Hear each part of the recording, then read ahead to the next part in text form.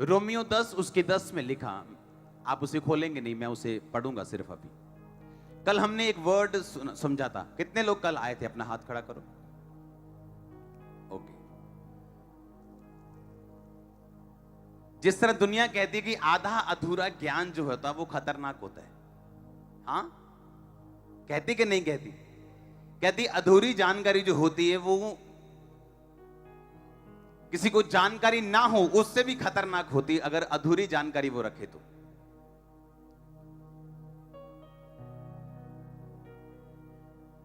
आज मैं आपको एक शब्द के बारे में बताऊंगा जिसके लिए प्रभु यीशु मसीह कुर्बान हुए। वो शब्द था उद्धार। बाइबल कहती वो हमारे लिए मारा गया, पिता ने जगत से ऐसा प्यार किया, अपना इकलौता बेटा दे दिया ताकि जो कोई उस पर विश्वास करे वो अनंत जीवन पाए, वो नाश ना हो। और प्रभु यीशु मसीह ने बाइबल में एक बात लिखी है, उसने कहा कि मैं तुम्हें उद्धार देने के लिए आया हूं, मैं तुम्हें अनंत जीवन देने के लिए आया हूं, बहुतायत का जीवन देने के लिए आया हूं। हाँ या ना?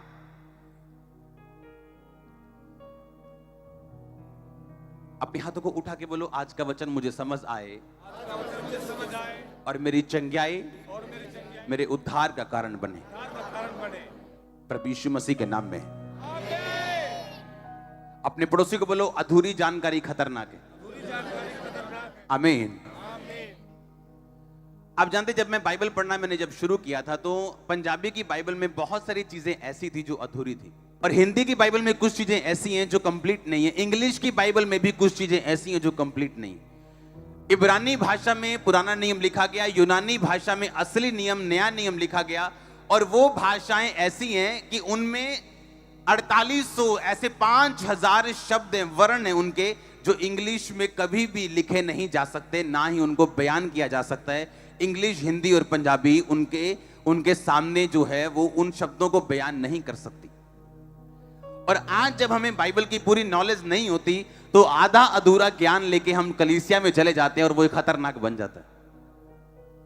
एक वचन हम पढ़ेंगे रोमियो 10 उसकी 10 आयत में, उसमें लिखा, धार्मिकता के लिए मन से विश्वास किया जाता है और उद्धार के लिए मुंह से अंगीकार किया जाता है। हाँ या ना? उद्धार, अगर आप आज कलीसिया में सब लोग शोर मचाते हैं, ओए उद्धार दी गल करो, उद्धार दी गल करो, सुनो ध्यान से, जब आपका जोश अज्ञानता के साथ मिल जाता है तो आप पागल से ठहरते हैं। जोश के साथ होश होना और ज्ञान होना यह बहुत जरूरी। हाँ या ना? साल्वेशन शब्द, उद्धार शब्द बाइबल में जो पहली बार शुरू हुआ था, उस वर्ष का नाम है उत्पत्ति 49 उसकी 18 आयत। पहली बार जब बाइबल में उद्धार शब्द आया वो उत्पत्ति 49 उसकी 19 आयत में आया। सब पढ़ेंगे उसको।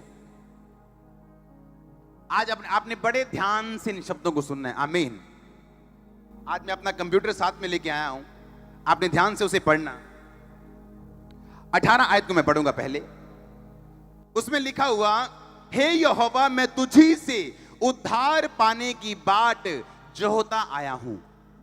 आज बहुत ध्यान से समझना, बहुत ज्यादा ध्यान से। आज कंफ्यूजन्स खत्म होने वाली हैं पंजाब की कलीसियाओं की, और जो ऑनलाइन मुझे देख रहे हैं उनकी भी। तो पहली बार शब्द उद्धार जब बाइबल में आया तो वो उत्पत्ति 49 उसकी 18 आयत में आया। मैं आपसे जितनी बातें करूंगा वो बाइबल में से करूंगा, बाइबल की स्टडी में से करूंगा, अपने जोश को होश में रखते हुए बात करूंगा। आमीन। जोश बड़ा अच्छा रहता है पर होश उसके साथ बहुत जरूरी है। तो वो जो साल्वेशन उद्धार शब्द आया वो इब्रानी भाषा में 3444 नंबर उसका जो है उस भाषा से वो लिया गया, जिसको हम स्क्रीन पे देखेंगे 3444। इसका मतलब है उद्धार का पुराने नियम में इब्रानी भाषा में जब नया नियम लिखा गया तो ये उद्धार जिस शब्द से आया इसका मतलब था यीशुआ। असली भाषा में बाइबल में क्या लिखा था? हे यहोवा मैं तुझी से यीशुआ पाने की आस रखता आया हूं। लेकिन हिंदी में इतनी बड़ी हिंदी नहीं थी, इंग्लिश इतनी बड़ी नहीं थी कि वो पूरी तरह से उसे साबित कर सके। अब हर जगह उन्होंने उद्धार उद्धार उद्धार लिख दिया। अब इस उद्धार का मतलब हम समझते हैं। इस उद्धार का मतलब है डिलीवरेंस, प्रोस्पेरिटी, यानी आशीष, deliverance, health, help, salvation, save, saving health and welfare. जब भी बाइबल में उद्धार की बात हुई तो अकेले आत्मिक उद्धार की बात नहीं हुई, जबकि आत्मिक उद्धार पाना हमारा सबसे पहला और सबसे इंपॉर्टेंट काम है। बाइबल कहती है वो हमारे ही अपराधों के कारण घायल किया गया, तुम्हारे ही पापों के कारण उस पर ताड़ना पड़ी। हां, तुम्हारे ही अपराधों के कारण वो घायल किया गया। कहता तो उसके कोड़े खाने से तुम चंगे हुए। उसने अकेले उद्धार की बात नहीं की, उसने कहा उसके कोड़े खाने से, मार खाने से तुम चंगे भी हुए। जब पहली बार उद्धार, ये मैं नहीं कह रहा हूं, ये बाइबल की स्टडी कह रही, मेरी अज्ञानता नहीं, ये ज्ञान बोल रहे। इब्रानी भाषा में जो ओरिजिनल भाषा, जिस भाषा में ओरिजिनल बाइबल लिखी गई थी, उद्धार का मतलब है डिलीवरेंस, शैतान से, कर्ज से, जनरेशनल श्रापों से, कर्जों से, बीमारी के श्राप से, बांझपन से, पाप से, गंदी आदत से। कहता हेल्थ, तुझसे चंगाई नहीं मिलेगी, बल्कि तू चंगा होने के बाद डिवाइन, ईश्वरीय सेहत में भी जिएगा। परमेश्वर कहता मैं तुझी से उद्धार पाने की बाट जोहता आया हूं। ये वो बंदा बोल रहा है जो ऑलरेडी सेव हो चुका है, उद्धार पा चुका है, स्वर्ग जाने का अधिकारी है। तो उसको उद्धार की जरूरत क्या है? पर उद्धार का मतलब अकेला आत्मिक नहीं, उद्धार का मतलब है कि परमेश्वर आपकी जिंदगी में हर हिस्से में आपको छुएगा, क्योंकि वो परमेश्वर है, बाबा नहीं, जो एक जगह छू सकता है और दूसरी जगह छू नहीं सकता। जो ये कहे कि नहीं मैं तुझे सिर्फ आत्मिक उद्धार दे सकता हूं, लेकिन तेरे दुखों को दूर नहीं कर सकता, तेरी बीमारी को दूर नहीं कर सकता, तेरे कष्ट को दूर नहीं कर सकता। No no no no no, मेरा परमेश्वर पावरफुल है, इतना कि हर जगह आपको उद्धार दे सकता है। आप ध्यान से सुनना, पहली बार जब बाइबल में उद्धार शब्द यूज किया गया वो था हिब्रू, इब्रानी भाषा का 3444वां शब्द, जिसका मतलब था यीशुआ, जिसका मतलब है उद्धार, जिसका मतलब है डिलीवरेंस, जिसका मतलब है हेल्थ, वेलफेयर, सेव, साल्वेशन, आत्मिक मुक्ति, शारीरिक मुक्ति। जोर से बोलो आमीन। और ये वचन मैं चैलेंज करता हूं, इसको रॉन्ग साबित करके दिखाओ, क्योंकि मैं अपने ज्ञान से नहीं, मैं आज बाइबल पूरी साथ लेके आया हूं, अपनी मेन हथियार। दूसरी बार जब बाइबल में उद्धार शब्द आया, मैं आपको क्यों कह रहा हूं, अपना ऑयल अब संभाल के रखना, क्योंकि उसके बाद जब आप अंगीकार करेंगे कुछ चेंज होने वाला स्पिरिट में। क्वायर, कैमरामैन, सब लोग ऑयल अपना साथ रखना। आज मैं ब्लेसिंग को डिक्लेयर करने वाला हूं, जिससे कोई शैतान झुठला नहीं पाएगा। दूसरी बार जब उद्धार शब्द बाइबल में आया तो वो आया निर्गमन 14 उसकी 13 आयत में। उसमें लिखा, मूसा ने लोगों से कहा डरो मत, खड़े खड़े वह उद्धार का काम देखो जो यहोवा आज तुम्हारे लिए करेगा, क्योंकि जिन मिस्रियों को आज तुम देखते हो उनको फिर कभी ना देखोगे। जोर से बोलो आमीन। अपने पड़ोसी को ये वचन बोलो, बोलो जिन दुश्मनों को तुम आज देखते हो उनको फिर कभी ना देखोगे। आमीन। ये भी शब्द इब्रानी भाषा की 3444वें अंक से लिया गया, उसको हम फिर देखेंगे, जिसका मतलब है यीशुआ। यानी मूसा अपने लोगों से कहते हैं जो डिलीवरेंस आज तुम देखोगे, जो छुटकारा आज तुम देखोगे, हां तुम खड़े खड़े देखोगे, आज तुम्हारे छुटकारे का दिन है। तो यहां तो वो लोग पहले से बचाए जा चुके हैं, पहले से क्रिश्चियन है, यहोवा को मानते हैं, तो उनको मूसा उद्धार के बारे में नहीं बता रहा, डिलीवरेंस के बारे में बता रहा है। क्योंकि यीशु मसीह को बक्से में बंद करने की कोशिश मत करो, क्योंकि उद्धार का मतलब बहुत बड़ा है, जो तुम्हारा छोटा दिमाग नहीं समझ सकता। जो लोग ऑनलाइन मुझे देख रहे हैं, कुछ जो क्रिटिसिज्म करने वाले, बहुत बड़ा है उद्धार का शब्द। उद्धार अकेला आत्मिक नहीं है, अकेला शारीरिक नहीं है, वो तुम्हारा मानसिक उद्धार भी करता है। मानसिक पीड़ाओं से तुम्हें छुड़ाता है, डिप्रेशन से छुड़ाता है। आज आपका दिन है। आमीन। पहला शमूएल 11 उसकी 13 आयत में हम पढ़ेंगे। उसमें भी उद्धार का जिक्र है। उसमें शाऊल कह रहा है कि परमेश्वर इज़राइल में उद्धार को लेके आया। यह उद्धार का शब्द जिस वचन से लिया गया वो है इब्रानी भाषा का 8668 शब्द। ये शब्द भी उद्धार है। क्या है ये? पर जब इसको बोला गया तो इसका मतलब है टेशुआ, यीशुआ नहीं। क्या मतलब है? टेशुआ। क्या मतलब है? टेशुआ का मतलब है डिलीवरेंस, हेल्प, साल्वेशन और विक्ट्री, पर्सनल भी और नेशनल भी। आपको समझ आई कि नहीं? मैं इतना गहरा जाऊंगा नहीं। जब यह शब्द शमूएल में यूज किया गया तो इसका मतलब था deliverance, help, salvation, victory, personal and national. यानी उद्धार अकेला आत्मिक तक सीमित मत करो, परमेश्वर देशों का उद्धार करने की ताकत भी रखता है। कितनों को समझ आ रही? हां, अब आपको समझ आ रही? तो इसमें जो शब्द यूज किया गया 8668, आपकी स्क्रीन पे वो आएगा थोड़ी देर में। इसका मतलब था टेशुआ, यीशुआ नहीं। क्या मतलब था?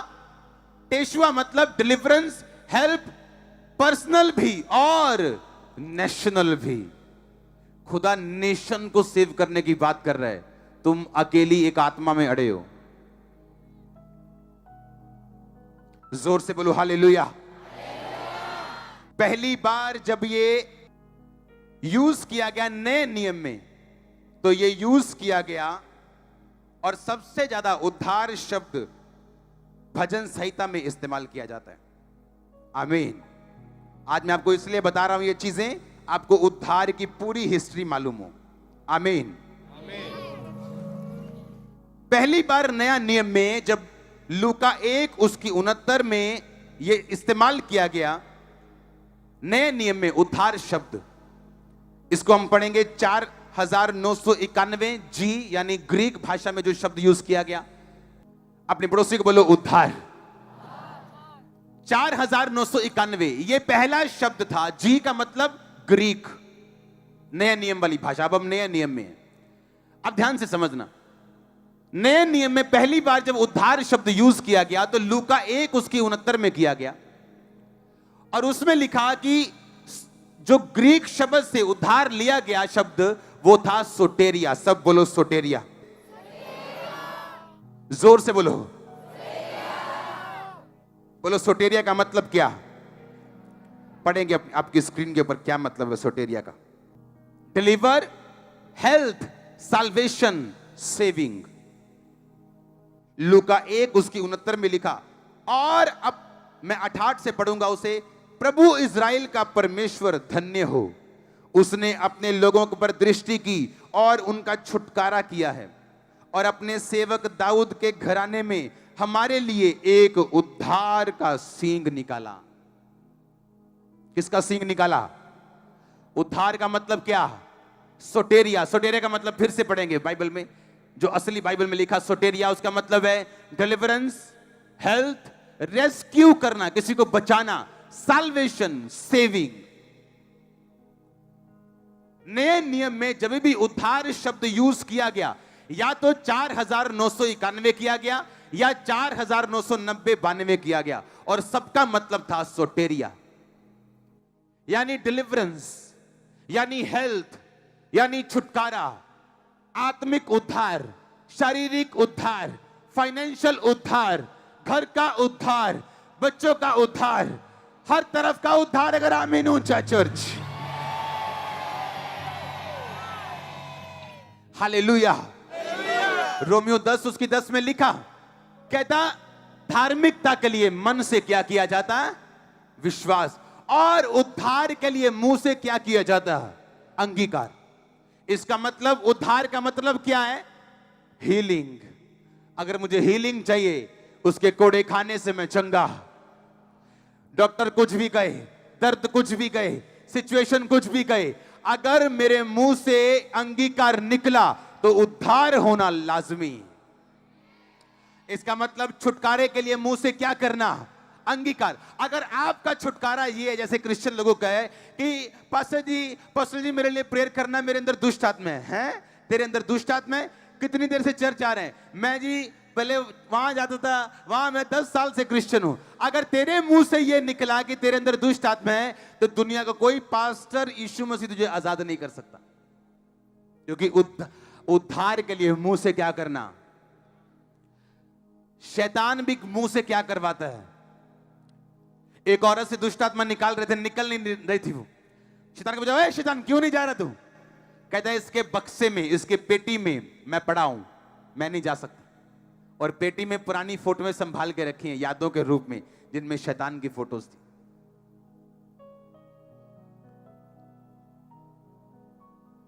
और अगर मुंह से ये निकला कि मेरे अंदर दुष्ट आत्मा है जी, मेरी पुआ ने मेरे से टूना करता सी जी, आपको कोई फ्री नहीं कर सकता, कोई भी। धार्मिकता के लिए मन से क्या करना? यह पहला स्टेप है। अगर तुम धर्मी बनना चाहते हो, जीसस क्राइस्ट पे विश्वास करो, बपतिस्मा लो, हां, पाप छोड़ दो, हां, लंगर प्रसाद नहीं खाना, प्रभु में चलो। अगर धार्मिकता बनना है, धर्मी बनना है तो। पर कहता धर्मी होना तुम्हें छुड़ाता नहीं। तुम अच्छे हो, तुम्हें छुड़ाता नहीं। तुम बड़े अच्छे हो, क्रिश्चियन हो, प्रभु में विश्वास करते हो, बैप्टाइज क्रिश्चियन हो, फिर भी तुम्हें छुड़ाता नहीं। क्यों? क्योंकि उद्धार के लिए मुंह से क्या करना? मेरा अंगीकार ये है कि शैतान अंदर तो दूर, वो तो भूल ही जाए ना, वो तो पत्ता ही खत्म हो गया, वो सामने भी नहीं आ सकता उसकी। आमीन।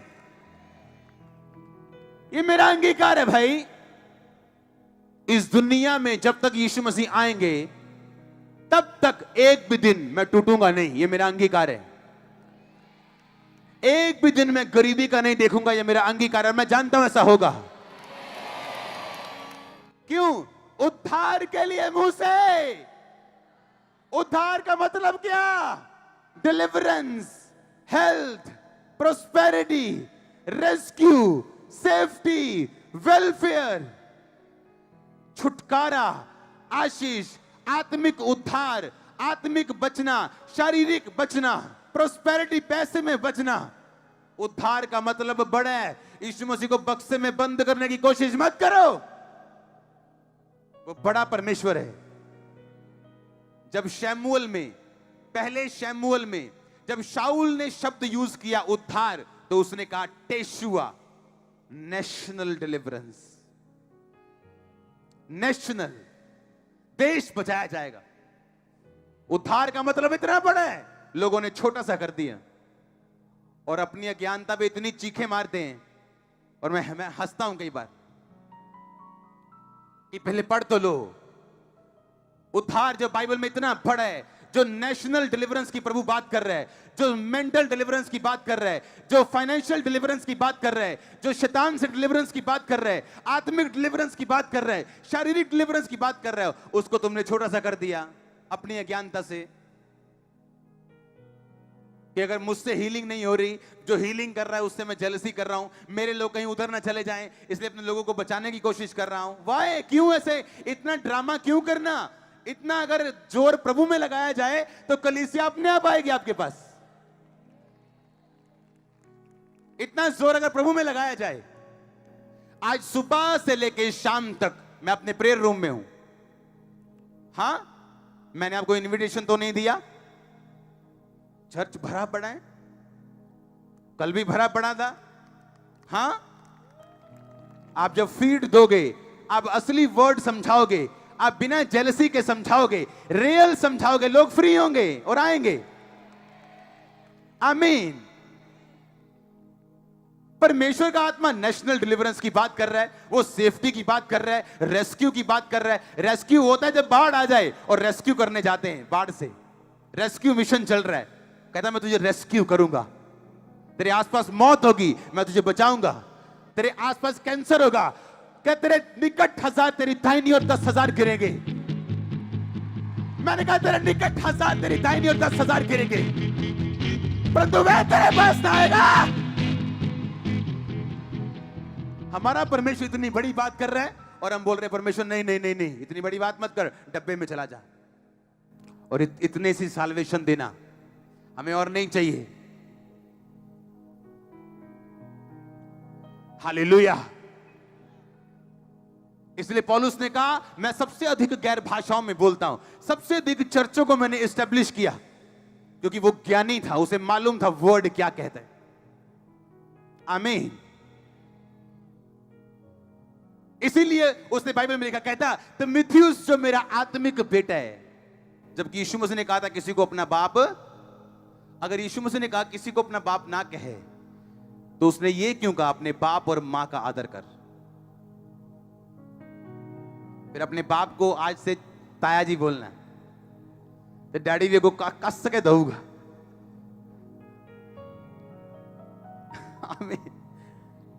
पौलुस वचनों को जानता था, हां, कि अगर शरीर में नियम है कि बच्चे पैदा होते हैं, आत्मा में नियम है बच्चे पैदा होते हैं। और आत्मा में पहले होते हैं, शरीर बाद का नियम है।